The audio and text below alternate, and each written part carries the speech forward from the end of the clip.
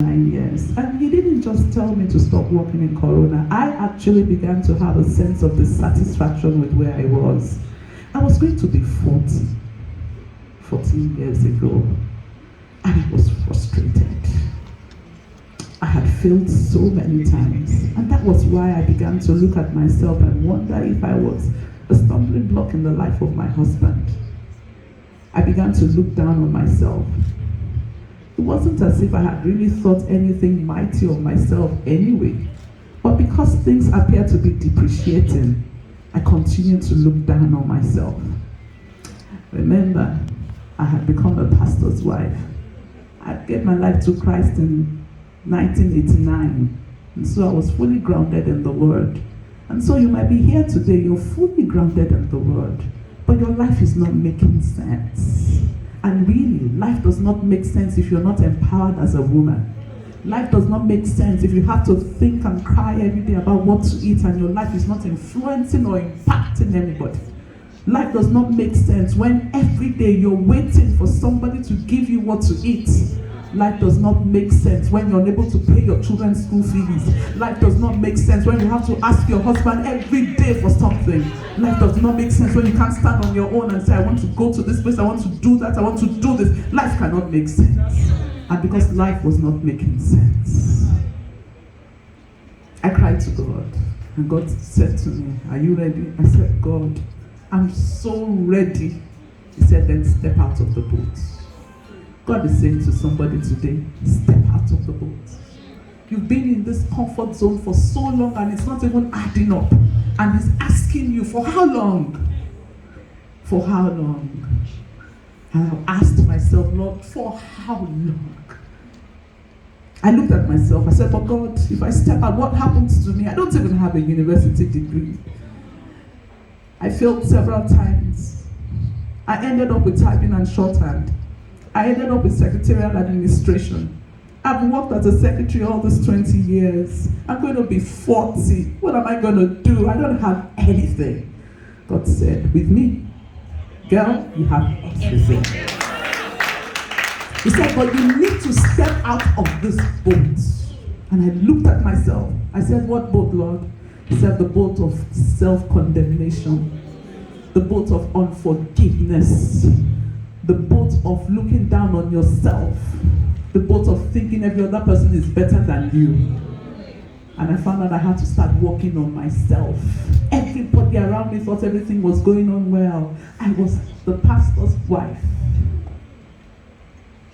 At that time, I was already 12 years into marriage. And I said to God, teach me all over again. And so somebody needs to tell God, teach me all over again. It's not how long we've been in church for. Sometimes that becomes a duvet. You know what a duvet is? You cover yourself up with a duvet and you're so comfortable in it. Sometimes you refuse to open the curtains because you're so comfortable. He said to me, now step out. And so I had to humble myself. And today He's calling on somebody. He says, because He wants to lift you up, you need to humble yourself. And so prior to then, however, I had been holding on to God's word, a lot of scriptures that appear to not be working. One of my favorite scriptures is Isaiah chapter 60. And that is why when I see any conference that has to do with arise and shine, my heart leaps with joy. I had learned to confess Isaiah chapter 60 from verse 1 to verse 22 without even looking at the Bible. I would wake up because Bishop Mike Okonkwo told us, he said to us, you need to begin to make enchantments. You need to begin to make incantations. And so I will rise up in the morning and I will say, I arise and shine, for my light is come. The glory of God is risen upon me. Regardless of the darkness that covers the earth and the gross darkness that covers the people, the glory of God shall be seen upon me. Gentiles come to my light and kings to the brightness of my rising. I lift up my eyes round about and I see all they come together, they come to me. My sons come from far, my daughters are not by my side. I quoted this scripture for years and it appeared as if nothing was happening, but I didn't know that there was an appointed time. And to somebody today, I'm telling you that there is an appointed time. But listen, just like our mother said, when ships were put together and built, they were not made to dock. They were made to be on the high seas. And the Lord said to me, yes, you've been feeding yourself with this word. It is the time of your manifestation. The Bible says to us that the endless expectation of the creature waited for the manifestation of the sons of God. And if we're going to manifest as sons of God, we need to step out and trust Him. We need to walk on water. And so, here you are, ladies. You've been on this path for so long. And let me say something to us. It's not just for that woman that hasn't started business. It's not just for that woman that doesn't have a sense of empowerment or does not have an avenue of empowerment. It's for everybody, because you know what? We go live in cycles. In cycles. In cycles. So you could have started your business 12 years ago, 15 years ago, 20 years ago, but He said to somebody it's a new beginning. A woman called me yesterday morning. She said to me, you know me? I said, yes, ma, I know you. She said, you know, I've been in the oil and gas industry for 30 years. She said, yes, I know you. She said, but listen, God told me to step out of the boat, and she said I should come to you to mentor me. I said, God. And then I remembered, my sons will come from far. My daughters shall be nursed at my side. Let me tell you something. God is a good God. But you know, He's looking for men and women that will trust Him and will walk on water at His word. God said to me, I'm taking you on a journey. I said, God, who am I? He said, I'm taking you on a journey. Are you ready to trust me? I said, but God, I don't even have what it takes. I don't have the education. I don't have anything. I can't even speak. My English is not good enough. He said, I will teach you. Follow me. He reminded me of Moses. He said, you don't need any man. You need me. Fix your eyes on me so that when your rising starts, no man will take the glory. I had always hidden under the shadow of my husband. My husband has a fantastic background. He studied in England. He went to Corona School. He has all. And I went to Araromi Secondary School. And so it was good enough that I was married to Olufemi Megbokwe, but God said to me, you are going to step out of the shadow of your husband. And so for some woman here, the badge you carry is the missus. God is saying, that is not enough. I've made you for more. And I said, God, how? He said, trust me. I am the one that will use the foolish things of this world to confound the wise. So when God began to speak those words to me, I said, okay. I began to look around, because the first thing you do is to actually work on yourself. You have to get yourself to that point where you're ready to believe God for who He is and for Him as He has spoken in His word. He says it's not man that He should lie. Neither is it the Son of Man that He should repent. I found out that I had all the scriptures in my head, but I hadn't really experienced them. God is taking us into a season of experiencing His word. He's saying to us that it's not enough for us to have it in our heads or in our notebooks. It is for us to begin to live the word. I said, God, I want to begin to live your word. He said to me, iron number 1, work on yourself and you have to die to self. He says, because when I bring your helpers of destiny, I choose who I want to use. I said, God, I die to self. And so the first thing you have to do, child of God, is really, really to die to self and look up to your God. Dying to self does not mean that you will not have a sense of identity. It just means that as the woman of God spoke, you will hear a word behind you saying, this is the way walking it. So the first thing I did was to begin to work on myself, to begin to have a healthy self-image, reminding myself that I am the righteousness of God in Christ Jesus. Looking at the word of God that says I'm the apple of God's eye and really, really believing it, that I'm the apple of His eye. Praise God. And as I began to work on myself, my eyes began to open. I stepped out even as He instructed me. And so, my stepping out, you see, when you hear stepping out for everybody is different. And that is why it is important for us to know God for ourselves, by ourselves. As much as you probably have been raised by a Christian home, in a Christian home, by godly parents, you have to get to a point where you know God for yourself. As much as we raise our children, we take them to Bible school, we teach them all of those things. When they get married, we won't be there. When they're going to university, we won't be there. They need to experience God by themselves. And that was where my change began to happen. I asked God, and so you have to ask God, God, what do I do? And most times when God is going to lift you from where you are to where you ought to be, He's going to use that thing which is within your reach. So many times we're running from pillar to post and looking for things that would help us. Oh, when we talk about empowerment, the first thing we say, or the first thing a lot of people think is, I need to get a loan. You don't need to get a loan. One of the things I've learned is that it is sweet to build bottom up. Because when you build bottom up, you will make mistakes, but those mistakes will not be glaring to the world. You know, so it's easier to fall in the valley than to stand on the mountain and the whole world sees you fall.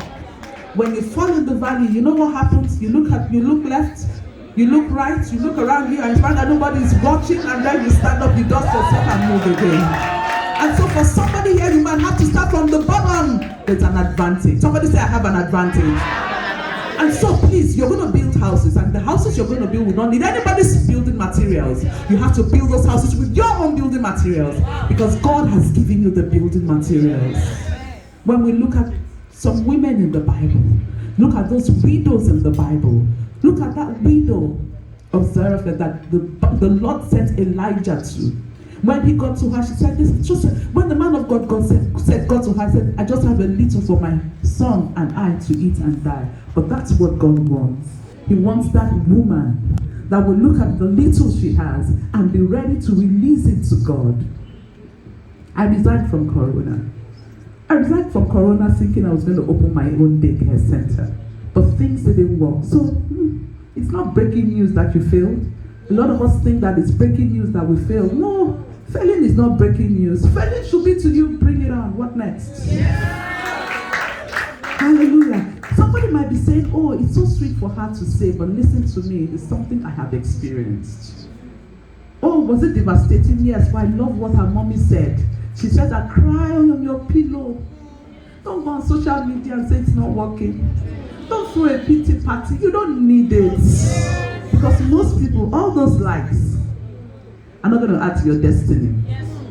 All those comments are not going to add to your destiny. You know what? Everybody is carrying something. Everybody has what they, no matter the beautiful things that they have going on in their lives, everybody has something. And except God sends somebody to you, whatever that person gives you will not last. When I learned that, I stopped being jealous of people. I stopped being envious. I stopped thinking, why her? Why not me? If God hasn't given it to you, if you get it, it will not last. So what's the point? What's the point becoming like a shooting star? And that is why we have to focus on what we have. So somebody look inwards and ask yourself, what do I have? Because God has not created anybody without anything. At every stage of our lives, we have something. 10, 20, 30, 40, 50. The devil told me, that Ayo, a fool at 40 is a fool forever.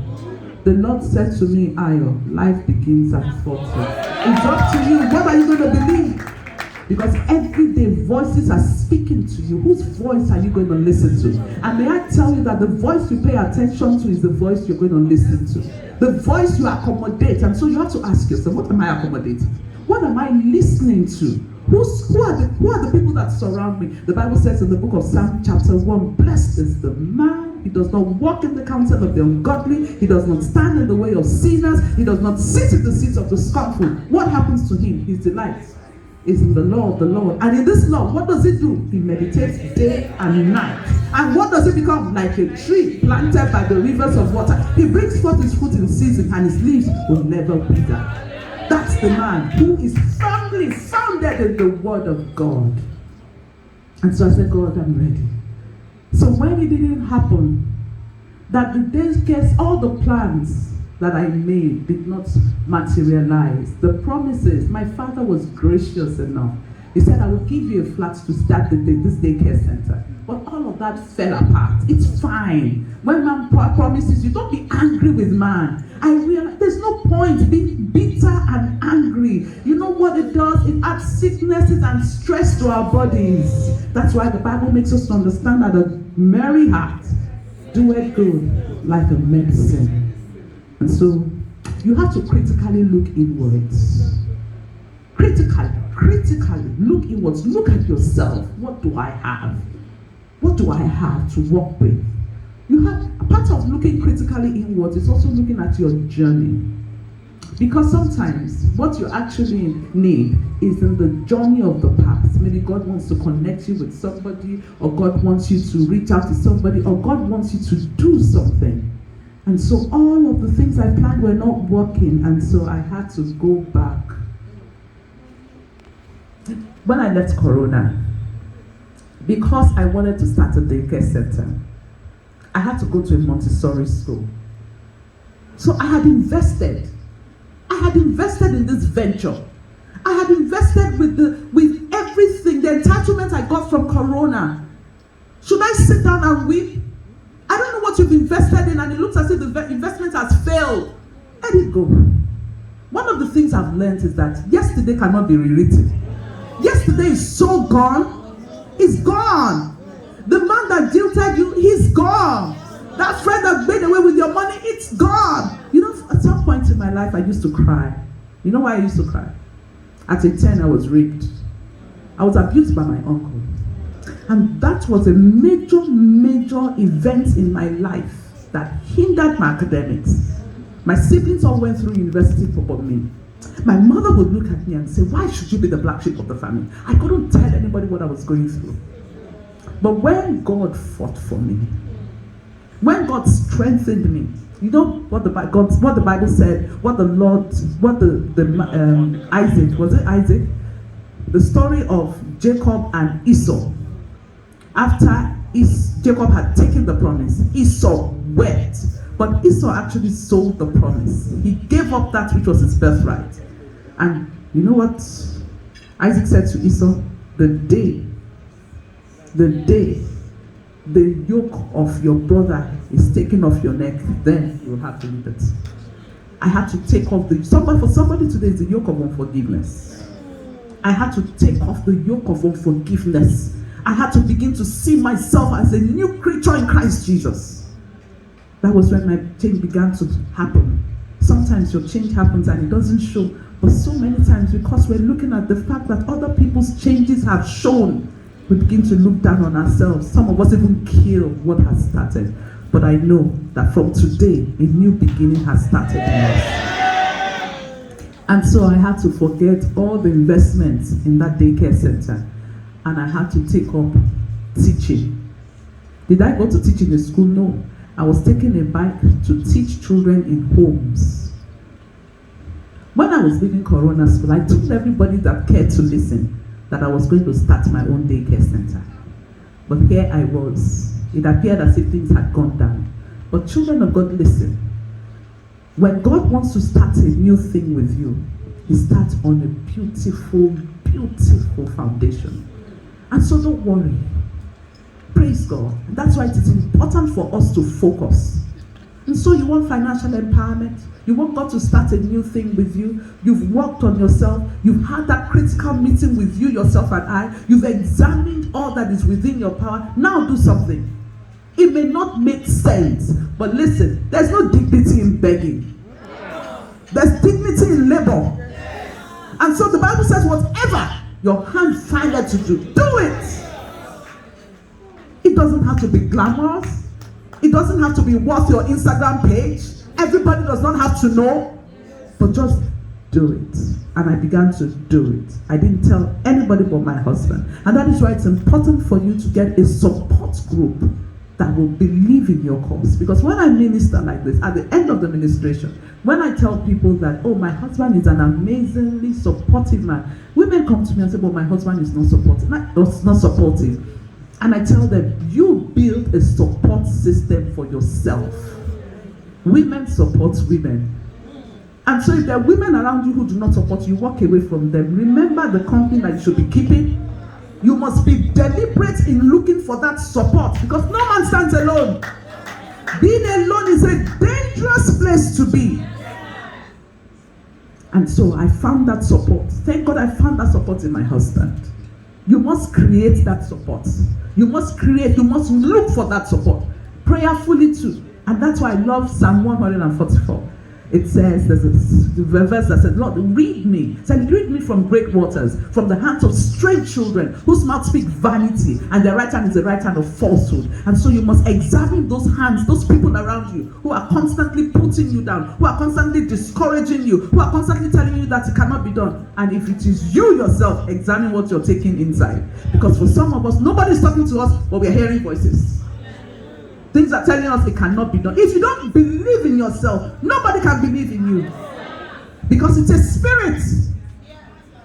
It's a spirit that we carry. And thank God, as I began to teach those children, my hair began to grow. You know, like it was for Samson, it appeared as if Samson had come to the end of the road. But he said, God, this one time, my God of covenants, and we're in a covenant that God has called us into because he wants to make us great. Hallelujah. As I began to teach these children, God began to open doors for me. Things were still tough, but I knew. You have to have a knowing inside of you. Do you have that knowing inside of you? You have to know when there's a change in the season. Even though you don't see it.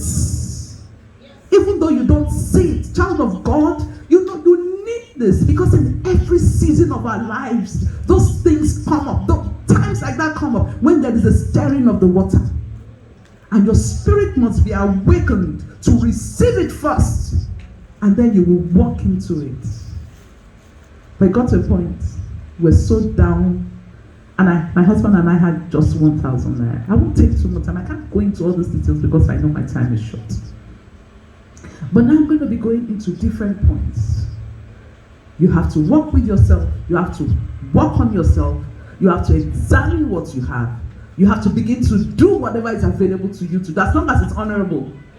As long as it's honorable. And as I began to do that, again it looked as if nothing was going to work. We had just 1,000 naira. And then, women, we have so many balls we're juggling. And there are times when there's a shaking and it looks as if we're losing everything. You must look for that thing that is most important. Most important that you must not lose. The God factor is the most important. Your family becomes most important. Your children, your health, your well-being becomes most important. And as I looked at all of that, on that day of 1,000 naira, the need to eat became most important. Remember that I said, it will be the things around you that God will use. And that day was the day that God turned it around. The Bible says, weeping may endure for a night, but joy comes in the morning. But you must understand the workings of the Spirit for you to be able to move when there is a stirring of the water. That day, with the last 1,000 naira, I made this moi moi. This moi moi that is being celebrated all over was made on that day. It was a lonely day.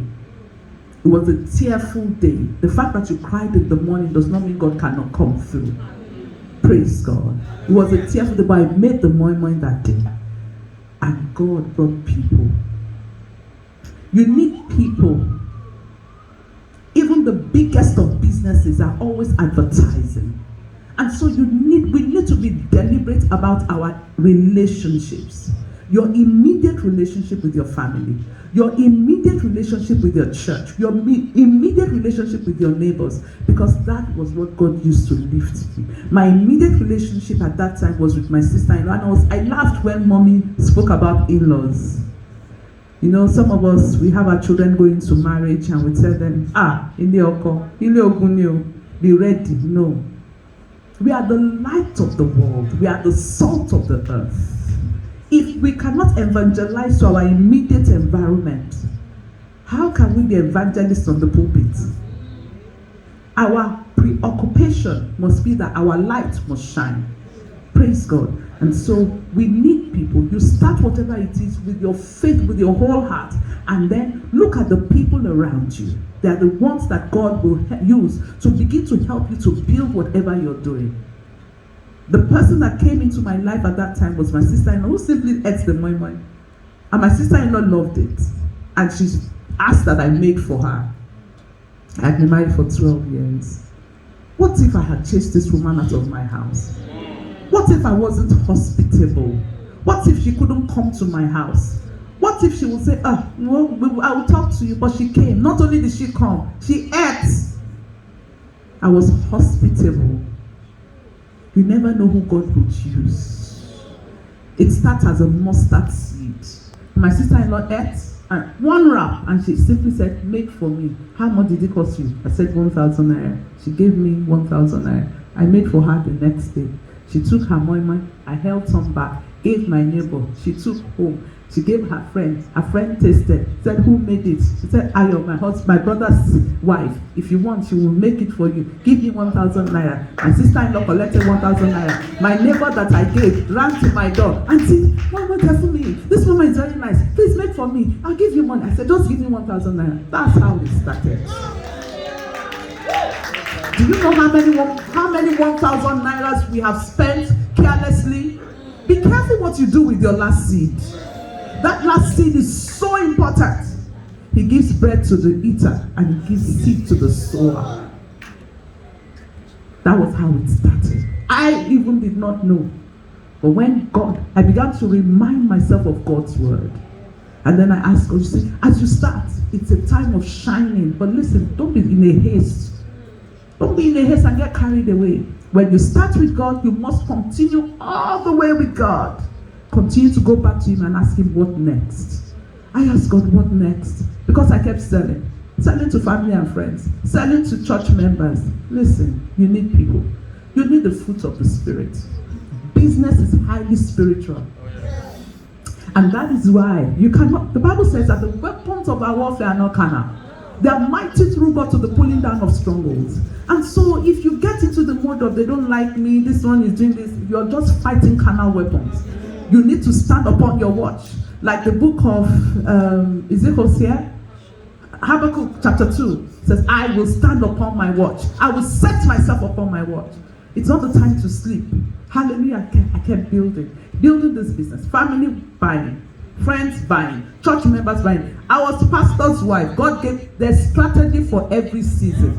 And the strategy for season 1 is not the strategy for season 2. So you need to ask God for strategy because that business must continue to be built.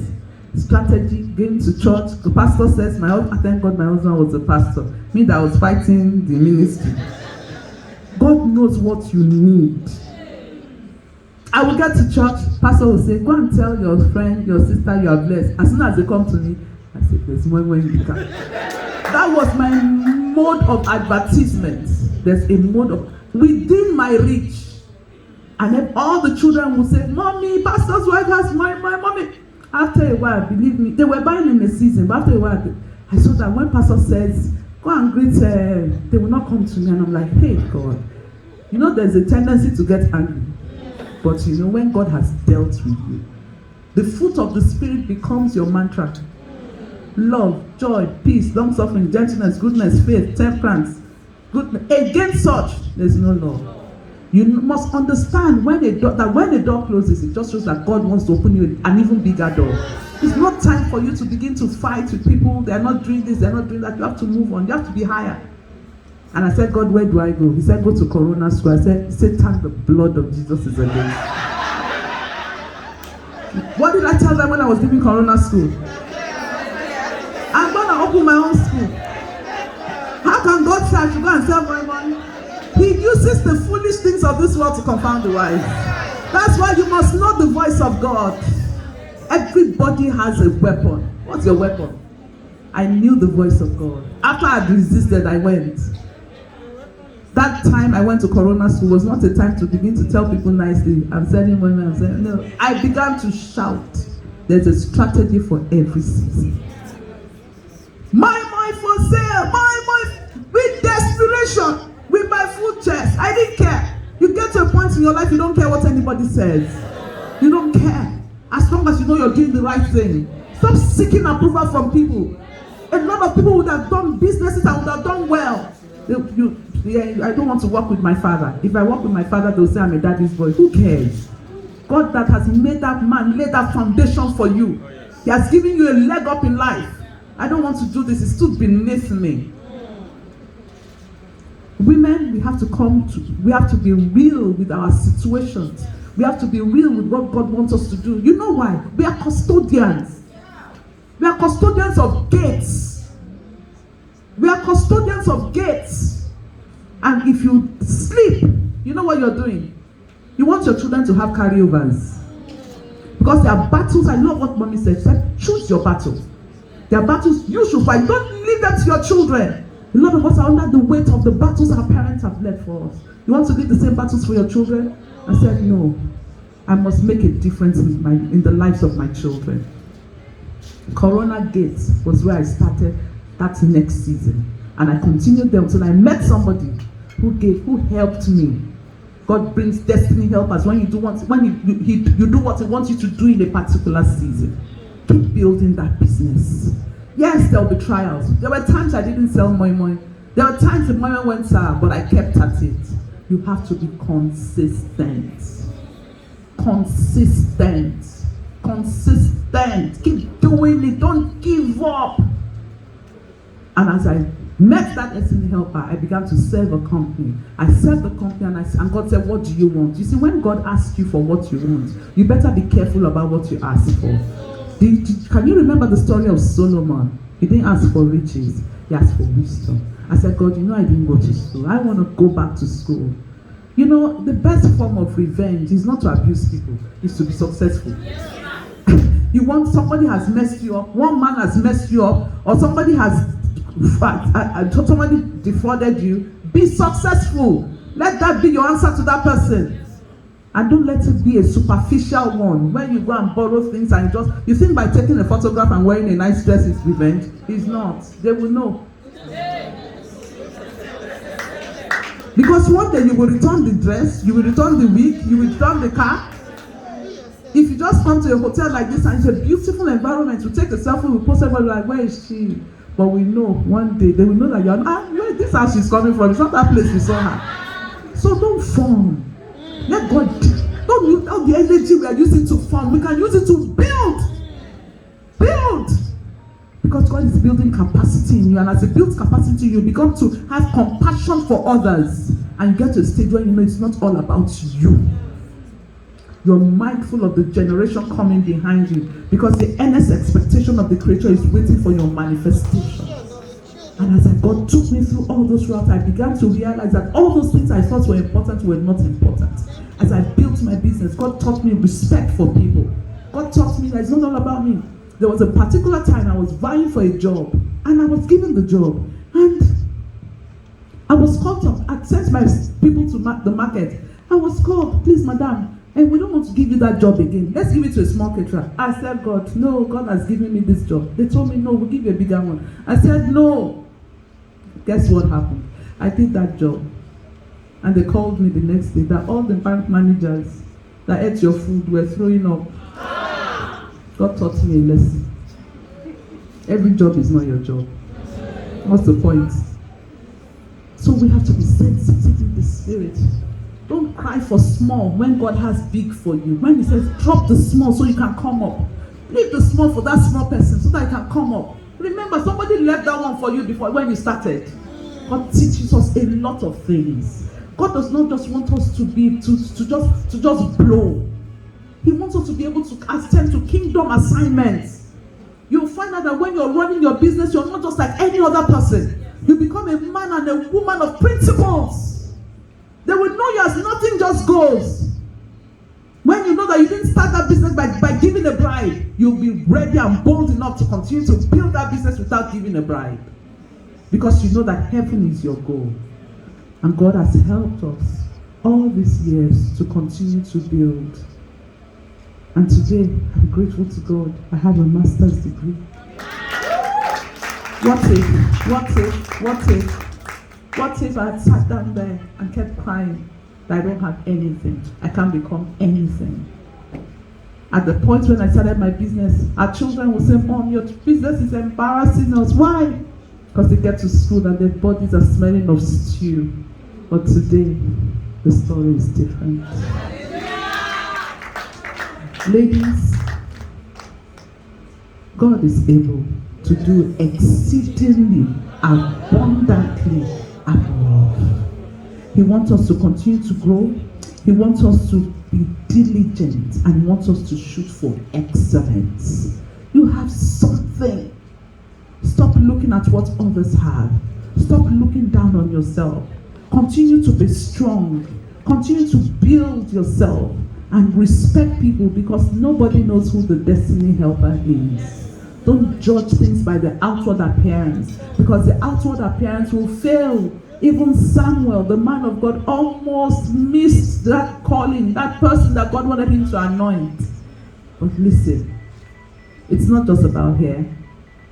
We thank God for the testimonies we have heard of what God is doing in the ministry. We thank God for what He's doing in the lives of people. You are the next in line. God is not prodigal, and God is not selfish, and God is not partial. What He's done for one, He can do much more for the other. He wants our lives to be such that people will look at and say, yes, God can be trusted. And I love that scripture Mommy referred to in Isaiah chapter 62. It says that He will no longer give our meat to be food for our enemies, neither will the sons of strangers drink that which we have labored for. It says that as we have gathered it together, we will eat it and praise the Lord. As we have brought it together, we will drink it in the courts of God's holiness. It says, go through the gate. Every gate before us, we are going through in Jesus' name. I round off. What do you want to remember next year for? What do you want to remember this year for? Remember all the things I've spoken about. As simple as they are, they're in cycles. I listen to people's stories. I listen to people like Mrs. Ibukwawo Shika. I listen to all these women's stories. All of them had their struggles. But you know what? They stood with courage. Don't think that you'll be the best. Somebody will be better than you, but celebrate your own best. Don't let your hunger and your passion be to outshine that person. Let your hunger and passion be to outshine your best of yesterday. Because it's a very unhealthy race to just want to be better than that next person. Be better than you of yesterday. Our God is a good God. And my prayer for us is that He will help us to be healthy. You see, the health of your spirit translates to the health of your body. Love is still the greatest of all. Can you really, if you're in engineering, can you really sit down with other engineers and be happy for them? If you're in catering, would you see somebody's post, she got a job, and really be very happy, or you are angry? Those are the little things God is looking for. All that the world is toiling for, He doesn't want us to toil for them. They are available to us. All the people that He brings, then He wants us to learn from them. And of course, finally, you have to continue learning. You have to have a hunger to learn. And it takes humility to actually learn. You learn from a child, you learn from an adult, you learn. Because God uses whoever He wants to use. But remember above all, that His blessings are for kingdom assignments. His blessings into our lives. It's not for us to pepper anybody. It's not for us to pepper anybody. When you understand that, then you understand your assignment in the life of that man. You understand your assignment in the life of that child, even that child is not your biological child. You will begin to do what He wants to do with your ministry, with your work, your business, your job is your ministry. Everybody cannot have a pulpit. Everybody cannot stand behind a pulpit. Your job, your business is your pulpit. My business is my pulpit.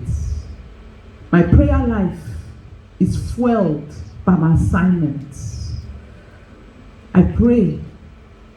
I'm a leader of women. I know it's not convenient, but because I'm kingdom-minded, there is a kingdom, there's an assignment, there's a light He wants me to shine. Evangelism. Your business is supposed to be for evangelism. If you can't talk to one person where you are, and you're saying, God, if you just give me this 1 million naira business, 10 million naira, God, I will evangelize Lagos. It's not true. So from the point where you have not even started your business, or your business is in your handbag, just look at that person on the Okada and tell that person about Jesus, because that's the whole purpose of your empowerment. May the Lord bless you in Jesus' name.